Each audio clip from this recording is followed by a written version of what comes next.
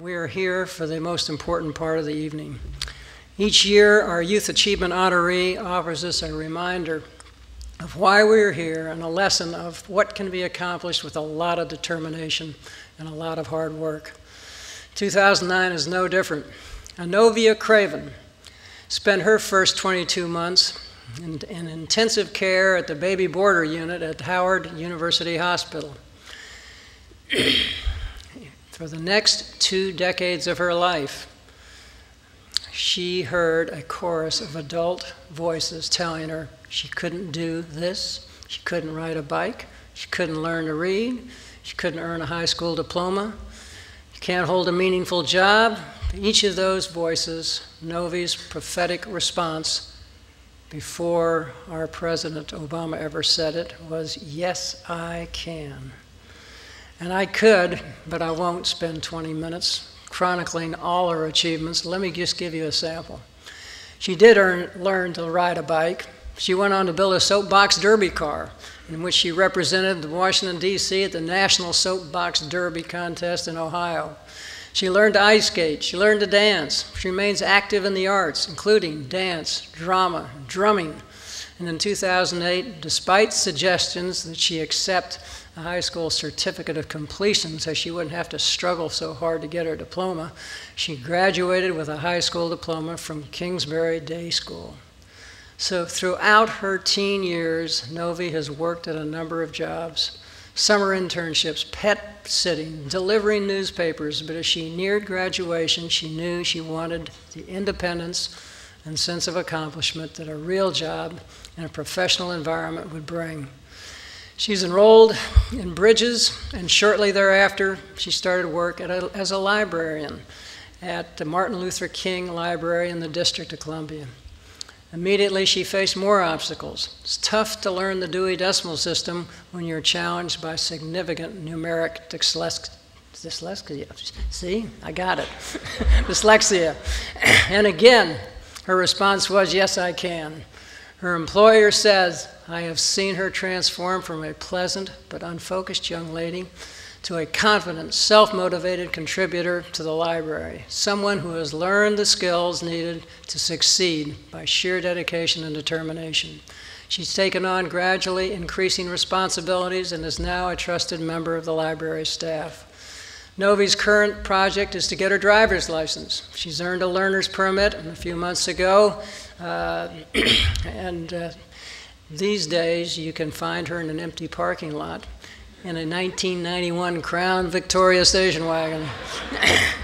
Don't go in that parking lot if you see it. But given her history, I think she's going to soon be driving the streets of Washington.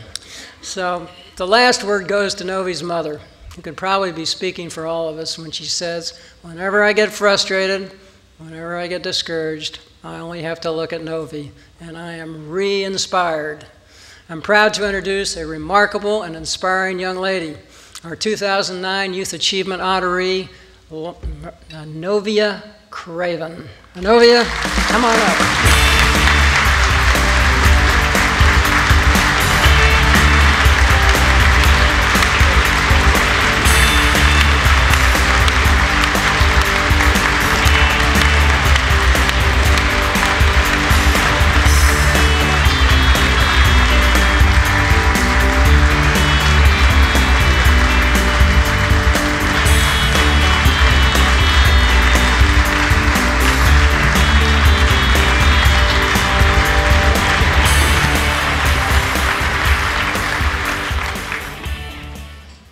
Hi everyone.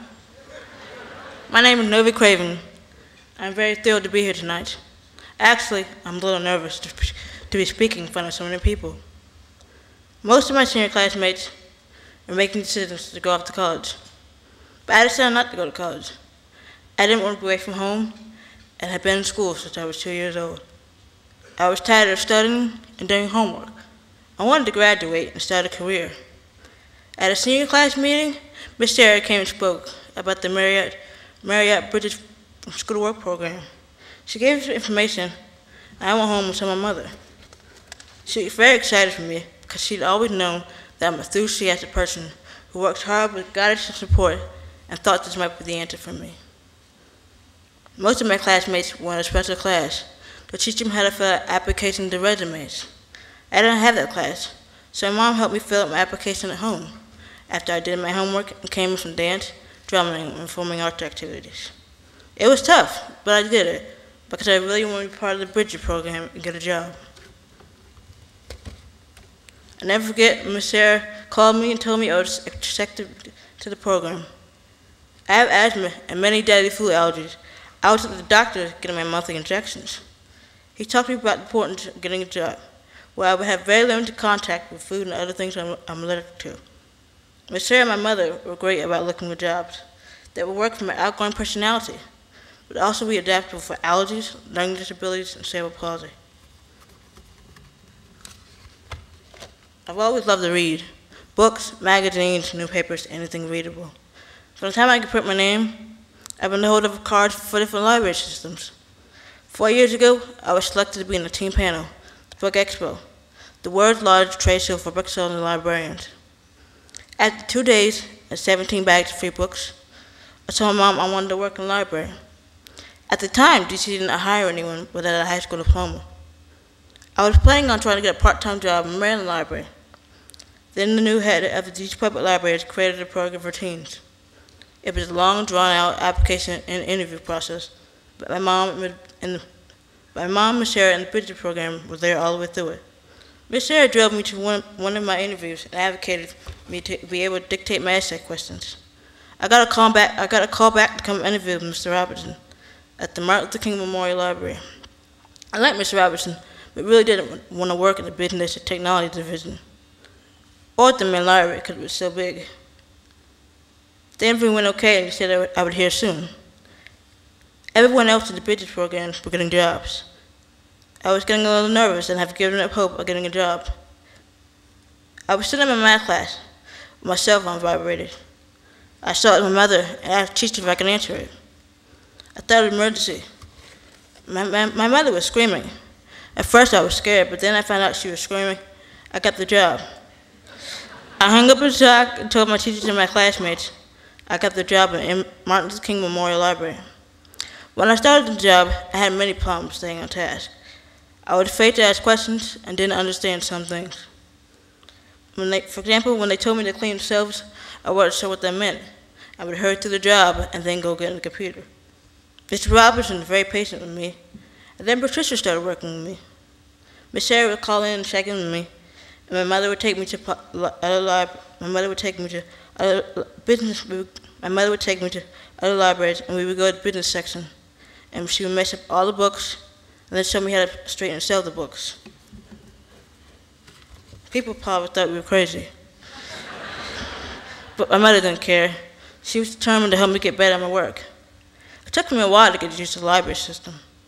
My other jobs are delivering newspapers and walking dogs, where I don't have to concentrate as much. I've been working at Martin Luther King Memorial Library for over 1 year now. I pull reserved books from the shelves and discard and remove books from the system, and help patrons sign up for the computer. My goals for this year are to learn more about the circulation desk and get better with the due decimal system. I have 1 year to be a teen aide, then would love to apply to get a permanent job with the DC Public Library system. Then I could be like Kyle Ripken and stay in a job for 1 year.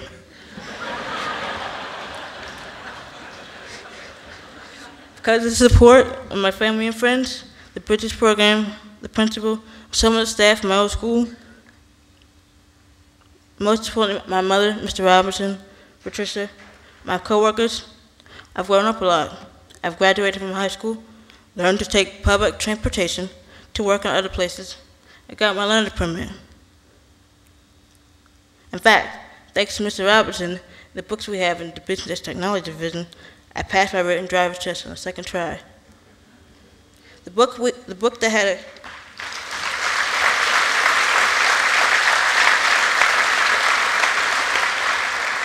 the library book had a question that was not on the DMV website, but it was on a test.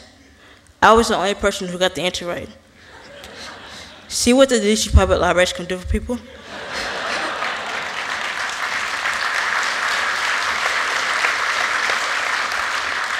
With the help of the Marriott Bridges program and the support and guidance from the DC Public Library staff, I have a career that I'm very proud of and a regular salary that helps me be more independent. In conclusion, I would just like to say, sometimes people need extra help learning how to be a good employee. I feel honored to have Mr. Robertson, Patricia, my coworkers, Ms. Sarah, and the Bridges program, and my mother there to help me on my career path. Thank you.